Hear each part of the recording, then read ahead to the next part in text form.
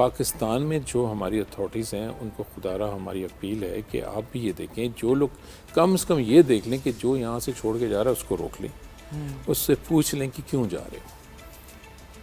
کم از کم یہ تو پوچھ لیں۔ اس کے مسائل ہیں آپ کو جب سمجھ میں آ جائیں گے آپ ان کو ٹھیک کریں، وہ نہیں جائیں گے، وہاں سے ملک ترقی شروع کرے گا۔ آپ باہر سے کہتے ہیں جی انویسٹمنٹ آئے گی، جب یہاں سے باہر والے سے جو دیکھتا ہے انویسٹر کہ یہاں سے لوگ جائیں گے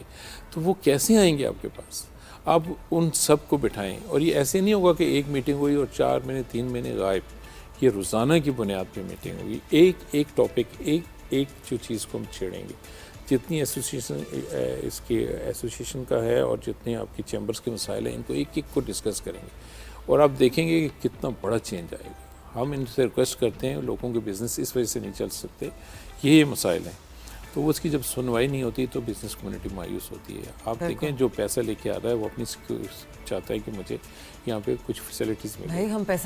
پیسہ ہی کمانے آتے ہیں نا لوگ، اس میں آپ اگر اتنی انویسٹمنٹ لے کے آ رہے ہیں تو آپ چاہتے ہیں کہ آپ کو بھی کچھ ملے اس چیز میں سے، الٹا آپ کو زیادہ مار پڑ رہی ہے، بولیں گے فائدہ۔ اچھا پھر اختیارات اتنے دے دیے گئے ہیں اداروں کو کہ آپ یقین کریں کہ کوئی بھی جو انڈسٹری لگاتا ہے وہ تنگ ہے،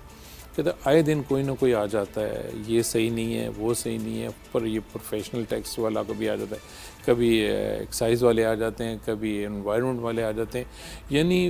اتنے لوگ تنگ ہیں کہ کہتے ہیں یار ہم سے نہیں ہو پا رہا ہے۔ آپ یقین کریں میں صحیح بتا رہا ہوں، اور یہ گورنمنٹ کو دیکھنا چاہیے جو کہ خاص کر فائنانس منسٹر کو، کہ بھئی کیوں لوگ پریشان ہیں اور کیوں باہر جا رہے ہیں، ان کو روکیں، ان کے مسائل حل کریں، پرائرٹی بھی مسائل کریں۔ میں نے آپ کو کتنا اچھی ایک مثال دی ہے کہ آئی ایم ایف سے آپ اتنے پیسے لیتے ہیں اور ان کی ایک چیز مانتے ہیں، اور جس سے آپ 14 ٹریلین لے رہے ہیں ان کو تو سنیں،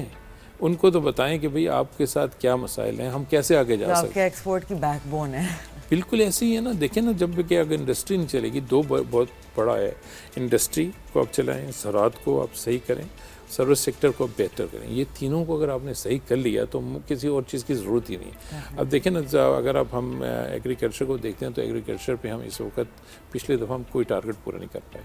اور جو ہمارا بیک بون ہے جس کو کہا جاتا ہے پاکستان ایک زرعی ملک ہے، اس کے اندر ہم مین کراپس کو جو ہے نا وہ اس کا ٹارگٹ نہیں پورا کر پائے، جبکہ ہم کو مین کراپس جو ہیں وہ ایکسپورٹ کرنی چاہیے تھی۔ ہم اس کی جگہ کبھی چینی امپورٹ کر لیتے ہیں،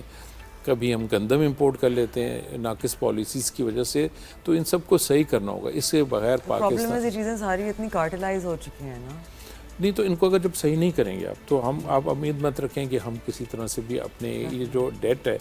تقریباً اس وقت 80 ٹریلین کا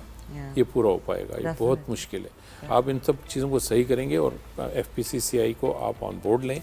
ہمارے ساتھ بیٹھیں، ہم تمام ٹریڈ پارٹیز کے مسائل کو حل کریں گے، ان کو بتائیں گے یہی ہرڈل ہے، حل ہوتی چلی جائے گی، آپ کا ریونیو بھی بڑھتا جائے گا، ان کا بزنس بھی بڑھتا جائے گا۔